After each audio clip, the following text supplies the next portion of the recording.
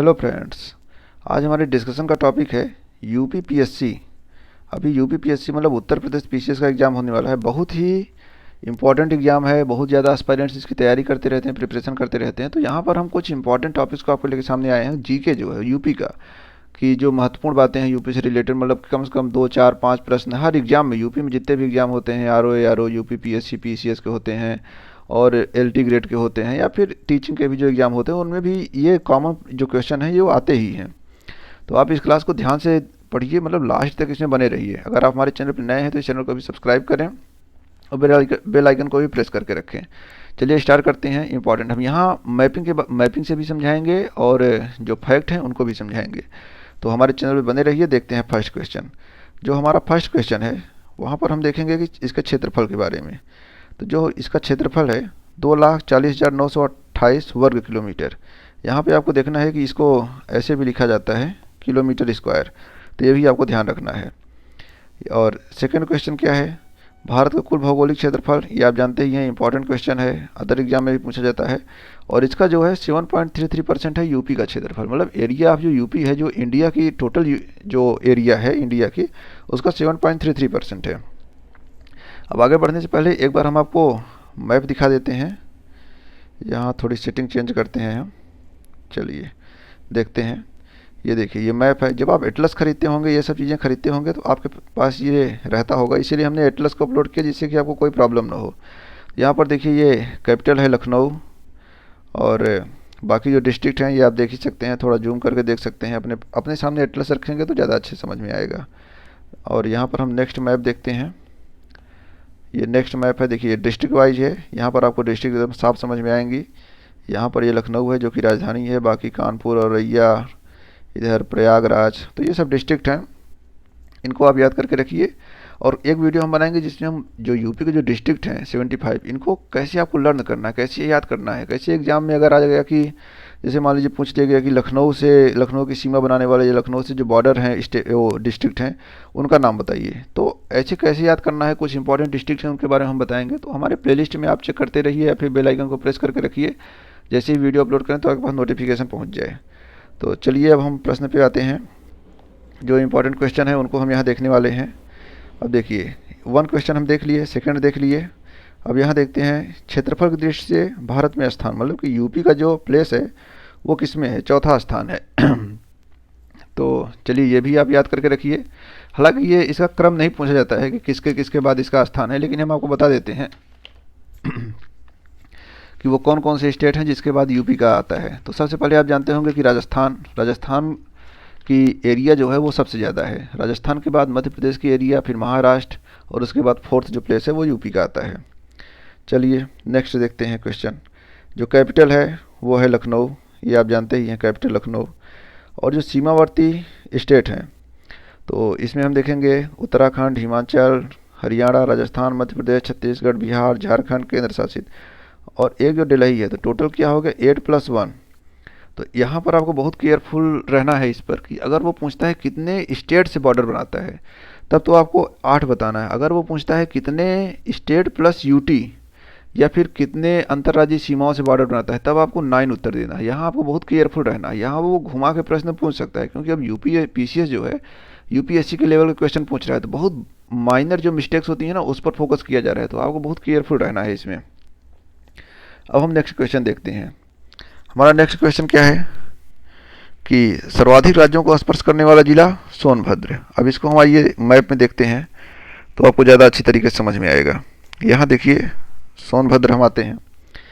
ये जो एरिया है ये सोनभद्र का एरिया है, जिधर रेणुकूट है, ये सब सोनभद्र। यहाँ से आपको कम समझ में आएगा, थोड़ा हम इस वाले मैप में देखते हैं, अपने सेकेंड वाले में। तो ये आप देख रहे हैं सोनभद्र जिला है। अब यहाँ देखिए इसके बॉर्डर कितने टच कर रहे हैं।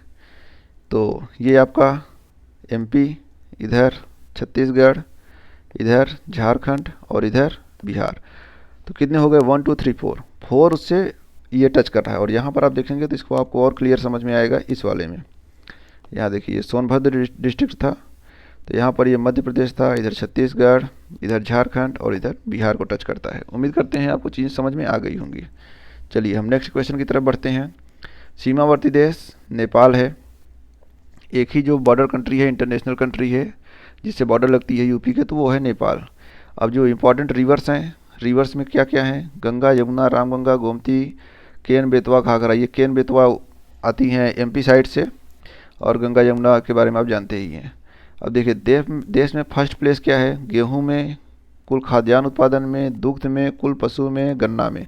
इनमें यूपी का फर्स्ट प्लेस है। इधर आलू उत्पादन में भी, रेल मार्ग की लंबाई, बैंक शाखाएं, पोस्ट ऑफिस, इन सब में यूपी का फर्स्ट प्लेस है। तो इसको आपको केयरफुल रहना है। और एग्ज़ाम में कई बार ऐसे पूछा जाता है कि सबसे ज़्यादा, सबसे कम, ये एग्ज़ाम में पूछे ही जाते हैं। तो गेहूँ ये सब नहीं आता, लेकिन कई बार जैसे दुग्ध उत्पादन के बारे में पूछ लिया जाता है, पशुधन के बारे में पूछ लिया जाता है, तो इसको आपको याद रखना है। अब यहाँ पर देखिए नेक्स्ट क्वेश्चन है, मौसम के बारे में पूछा जा रहा है कि ग्रीष्म, वर्षा, शीत। अब जानते हैं भारत में ऐसी क्लाइमेट है कि हम जो ये ट्रॉपिक ऑफ कैंसर है उस पर लाई करते हैं। तो हमारे यहाँ जो क्लाइमेट है वो गर्मी, बरसात, ठंडी, ये सब आती है, समय समय से आती हैं। तो इसको आप जान सकते हैं। अब सर्वाधिक वर्षा होती है, जो मैक्सिमम रेन होती है, वो गोरखपुर में होती है। सबसे लीस्ट रेन है वो मथुरा में होती है। ये मथुरा वाला क्वेश्चन इंपॉर्टेंट है, ये पूछा जाता है एग्जाम में। नेक्स्ट है, यहाँ पर आप देखिए जनसंख्या 2011। अभी देखिए जो 2021 की जो सेंसस चल रही है वो उसके डाटा कलेक्ट किए जा रहे हैं। अब तक में सेंसस की जो रिपोर्ट थी वो आ जानी थी, लेकिन कोविड पैंडेमिक की वजह से इसकी रिपोर्ट आ नहीं पाई। तो उम्मीद करते हैं कि अभी जो एग्ज़ाम होने वाला है उसमें तो 2011 की जो सेंसस है उसके आधार पर ही आएंगे। तो आपको इसको याद करके रखना है और जल्दी से आपको एग्ज़ाम क्वालिफाई करना है। अदरवाइज जब 2021 वाली सेंसस आ जाएगी तो सारे डेटा बदल जाएंगे, तो बहुत सारे डेटा आपके लिए अपडेट हो जाएंगे। तो अभी जब जो इतने सालों से आप पढ़ रहे हैं कि वही डेटा, कितना लिंगानुपात है, कितना जनसंख्या है, कितना कुछ भी जो है, सारे डेटा 2020 में बदल जाएंगे और बहुत ही जल्दी वो रिपोर्ट आने वाली है। तो आपको जल्दी से एग्ज़ाम क्वालिफाई करना है। नेक्स्ट देखते हैं सकल जनसंख्या। अभी देखिए यूपी की पॉपुलेशन है ये तो 2011 का आधार पर है। हालांकि एग्जाम में आपको यही चीज़ लिखनी है, सारी चीज़ें। भले आपको मालूम है कि इस समय यूपी की जनसंख्या 22 करोड़ के ऊपर चली गई है या फिर जो भी चीज़ें बदल गई हैं उससे आपको फ़र्क नहीं पड़ता। ये 2011 की जनगणना के आधार पर ही आपको इन चीज़ों को बताना है। ये बात आपको दिमाग में एकदम रखनी है, क्योंकि हमारे पास जो ऑफिशियल डेटा है वो 2011 की जो सेंसस हुई थी उसके आधार पर ही है। 2021 की जब तक रिपोर्ट नहीं आएगी तब तक आपको 2011 की जनगणना के आधार पर ही चलना होगा। तो ये आपकी टोटल पॉपुलेशन हो गई और इंडिया की टोटल पॉपुलेशन की 16.51% है। स्त्री पुरुष का रेशियो जो है, मतलब कि जो लिंगानुपात है, 912 है। अब यहाँ आपको ध्यान देने की जरूरत है कि 943 इंडिया की है और 912 यूपी की है। तो मतलब जो लिंगानुपात है, जो सेक्स रेशियो है, वो यूपी का कम है। किसके रिस्पेक्ट में? इंडिया के रिस्पेक्ट में। तो इंडिया को यूपी को थोड़ा मेहनत करना चाहिए और सेक्स रेशियो को मेंटेन करना चाहिए। चलिए यहाँ पर आपको ध्यान रखना है। यहाँ पर यह प्रश्न पूछा जा सकता है कि यूपी कितने ऐसे राज्य हैं जिनका लिंगानुपात या फिर सेक्स रेशियो इंडिया के सेक्स रेशियो से ज़्यादा है या कम है, ऐसे करके प्रश्न पूछे जाते हैं। जनसंख्या घनत्व 829 प्रति वर्ग किलोमीटर और इंडिया का क्या है 382 किलोमीटर। तो यहाँ पर देखेंगे पॉपुलेशन की जो डेंसिटी है बहुत ज़्यादा है, मतलब प्रति व्यक्ति जो प्रति वर्ग किलोमीटर में रहने वाले लोगों की जो संख्या है वो बहुत ज़्यादा है यूपी में। कहाँ 829, कहाँ 382, लगभग 3 गुनों के बराबर है, 2.5 गुने से ज़्यादा है। तो यहाँ पर थोड़ा पॉपुलेशन को कंट्रोल में रखना चाहिए। यहाँ पर देखिए राजकीय भाषा हिंदी और उर्दू को बनाया गया है। राजकीय पुष्प पलाश को बनाया गया है। ये पुष्प देख सकते हैं। राजकीय वृक्ष अशोक है। उत्तर प्रदेश दिवस मतलब फाउंडेशन डे 24 जनवरी है, ये भी एग्जाम में पूछा जाता है बहुत बार। राजकीय पशु बारहसिंघा। राजकीय पक्षी क्रॉन्च। अब यहाँ पर देखेंगे कि राज्यपाल आनंदीबेन पटेल। और अभी जो 2022 में चुनाव हुए हैं उसमें फिर से योगी आदित्यनाथ को मुख्यमंत्री घोषित किया गया है, मतलब बने हैं मुख्यमंत्री। अब हम नेक्स्ट क्वेश्चन देखते हैं। जो दशकीय वृद्धि दर है, दशकीय मतलब कि प्रति 10 सालों में जो जनसंख्या में वृद्धि आती है वो 20.2% है, मतलब 20 तो बहुत ज़्यादा होती है ये वृद्धि दर। लेकिन अभी डेटा आएगा तो देखते हैं क्या चेंजेस आते हैं। शहरी जनसंख्या 22.27%, ग्रामीण जनसंख्या 77.73%। मतलब कि यहाँ पर जो विलेज पॉपुलेशन है, ग्रामीण जनसंख्या वो बहुत ज़्यादा है अभी, जबकि इसको जो शहरी जनसंख्या है इसका रेशियो बढ़ना चाहिए। शहरी जनसंख्या बढ़ने का मतलब ये है कि लोगों का जो जीवन स्तर है, ये चीज़ें हैं वो थोड़ी सुधर रही हैं, उनको बुनियादी जो सुविधाएं वो मिलनी स्टार्ट हो गई हैं। तो ऐसा लोग कहते हैं कि मतलब जो ही चीज़ शहर के करीब होती है या फिर जो अटैच्ड होते हैं, कुछ सिटी होते हैं, कस्बे होते हैं, उनको शहर का दर्जा दे दिया जाता है। उनमें कुछ बेसिक जो इंफ्रास्ट्रक्चर होते हैं उनकी वृद्धि होती है, उनमें कुछ सुधार हो जाता है। तो अभी देखते हैं 2021 में क्या होता है। और ये जो लिटरेसी रेशियो है, साक्षरता दर है, वो 67.7% है। यहाँ पर देखेंगे पुरुष 77, 57.2% स्त्री है। तो जो यहाँ पर फीमेल जो लिटरेसी रेट है वो कम है, तो उम्मीद करना चाहिए या फिर गवर्नमेंट्स को ये ट्राई करना चाहिए कि फीमेल लिटरेसी रेशियो को बढ़ाना चाहिए किसी भी तरीके से करके, या फिर जागरूकता करके महिलाओं को या फिर बच्चियों को स्कूलों में ज़्यादा एडमिशन करा के उनका जो ड्रॉप आउट रेशियो है उसको सुधार करके, जो लड़कियाँ छोड़ देती हैं 10th के बाद 12th के बाद, उनके रेशियो में सुधार करके बढ़ाया जा सकता है। अब देखते हैं प्रशासन की इकाइयाँ जो एडमिनिस्ट्रेटिव यूनिट्स हैं उनके बारे में क्या है। जो इकोनॉमिक डिपार्टमेंट हैं वो 4 हैं, इकोनॉमिक डिवीजन्स हैं वो 4 हैं, मंडलों की संख्या 18 है। और आप हमें कमेंट करके बताइए कि आप किस मंडल में रहते हैं, यूपी किस मंडल में हैं। अगर आप एस्पिरेंट हैं, तैयारी कर रहे हैं यूपीएससी की, यूपीपीसीएस की, तो हमें बताइएगा कि आप किस मंडल के हैं। जिलों की संख्या 75 है। ग्राम पंचायत 2021 में 58,176 है, 58,176। कुल ग्राम ये हैं 1,06,774। अब यहाँ देखते हैं जनप्रतिनिधि, तो जो रिप्रेजेंटेटिव्स हैं उनकी क्या पोजीशन है। जो लोकसभा में जाते हैं उनका 80।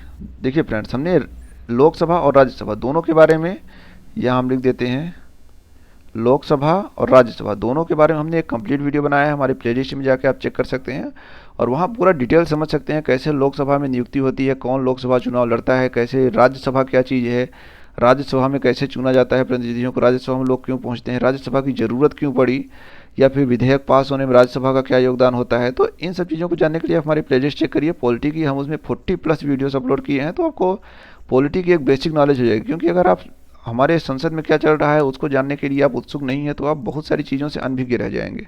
तो उसको जानने के लिए आप हमारी इन प्लेलिस्ट को जगह चेक करिए और जो बहुत सारे वीडियोस पड़े हुए हैं उनको भी आप देख सकते हैं। और परीक्षा के लिए वो तो उपयोगी है ही, क्योंकि उसमें नोट्स भी अवेलेबल है, आपको नोट्स बनाने की भी जरूरत नहीं पड़ेगी, आप स्क्रीनशॉट ले सकते हैं या फिर हमारे टेलीग्राम चैनल पर स्मार्ट प्रेप विद मी आप सर्च करेंगे टेलीग्राम चैनल, डिस्क्रिप्शन बॉक्स में उसकी लिंक मिल जाएगी, वहाँ हम PDF भी अपलोड करते हैं, डेली क्विज अपलोड करते हैं, तो उसको भी आप जाके मतलब एक्सेस कर सकते हैं टेलीग्राम चैनल से, तो वो आपके लिए बहुत बेनिफिशियल हो जाएगा। अब यहाँ हम देखेंगे कि राज्यसभा कितने रिप्रेजेंटेटिव्स हैं। उत्तर प्रदेश जाते हैं 31 है, और जो कि मैक्सिमम है पूरे इंडिया में 31, सबसे ज़्यादा जो राज्यसभा प्रतिनिधि हैं रिप्रेजेंटेटिव्स हैं वो यूपी से ही जाते हैं। विधानसभा कितनी है, 404 हैं, 403 + 1 मतलब 403 ये इलेक्टेड होते हैं और 1 को एंग्लो इंडियन है उसको मनोनीत किया जाता है राज्यपाल द्वारा। अगर एंग्लो इंडियन की प्रतिनिधित्व कम है अपने उसमें यूपी में तो उसको ऐसे किया जाता है, मनोनीत किया जाता है राज्यपाल द्वारा। अब ये मनोनीत क्या होता है, कैसे होता है, ये सब वीडियोस देखेंगे प्लेलिस्ट में हमारे, तो आपको पॉलिटी की पूरी समझ बन जाएगी।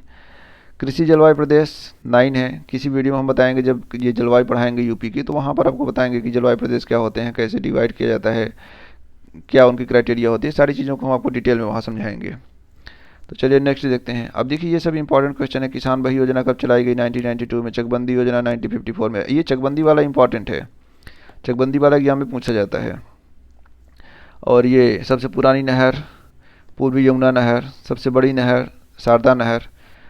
और किसान मित्र योजना 18 जून 2001। अब देखिए एक गंग नहर भी योजना, गंग नहर भी बनाई गई है, तो आप गंग नहर को और शारदा नहर को, इन दोनों को आप गूगल कर लेंगे और हमें कमेंट सेक्शन में बताएंगे कि इनकी ओरिजिनल पोजीशन क्या है, गंगा नहर और शारदा नहर के बारे में।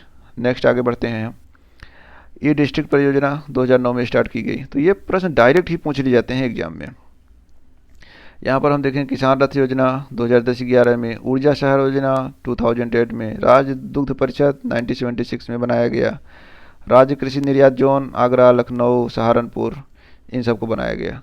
तो फ्रेंड्स अभी बहुत सारे इंपॉर्टेंट क्वेश्चन हैं, बहुत सारी चीज़ें बची हुई हैं यूपी के बारे में बताने के लिए, यूपी के क्वेश्चन को, यूपी के एग्जाम को क्रैक करने के लिए। हम PT क्रैकर्स नाम से टेलीग्राम पर या फिर अपने कम्युनिटी पोस्ट पर यूट्यूब पर वहाँ भी डालते हैं, तो वहाँ हम छोटे छोटे जो क्वेश्चन हैं इंपॉर्टेंट हैं उनका सोल्यूशन है तो उसको भी अपलोड करते हैं। तो हमारे टेलीग्राम चैनल आप स्मार्ट प्रेप विद मी को जरूर एक बार चेक करिए, उसको ज्वाइन करिए, उसके साथ जुड़े रहिए। हम सारी अपडेट को अपने टेलीग्राम चैनल पे ही अपडेट करते हैं, तो आप वहाँ से जाकर हमारे चैनल को बहुत ज़्यादा बेनिफिशियल है, इसका ज़्यादा से ज़्यादा आप लाभ उठा सकते हैं। और अभी तक फ्रेंड्स अगर आपने चैनल सब्सक्राइब नहीं किया तो इसको सब्सक्राइब जरूर करें, सब्सक्राइब करेंगे आपको नोटिफिकेशन तुरंत पहुँचता रहेगा और आप उसमें कमेंट कर सकते हैं, सारी नॉलेज आपको फ्री रहेगी। तो आप मेंबर रहेंगे तो आपको कोई दिक्कत नहीं होगी उसमें।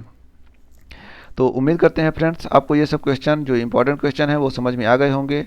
अभी हम जब अपना अगला सेगमेंट लेके आएंगे तो वहाँ हम ये जो पॉपुलेशन सेंसस है उसमें बहुत सारे क्वेश्चन पूछे जाते हैं कि कितना लिंगानुपात घटा, किसका सबसे ज़्यादा है, किस स्टेट का कम है, या फिर किस राज्य का, किस जिला का, ये सब। और ये भी बताएंगे कि जैसे कि यूपी, जैसे मध्य प्रदेश के कितने ज़िले यूपी को टच करते हैं, उत्तराखंड के कितने ज़िले यूपी को टच करते हैं, बिहार के कितने ज़िले यूपी को टच करते हैं, या फिर यूपी के कितने ज़िले बिहार को टच करते हैं।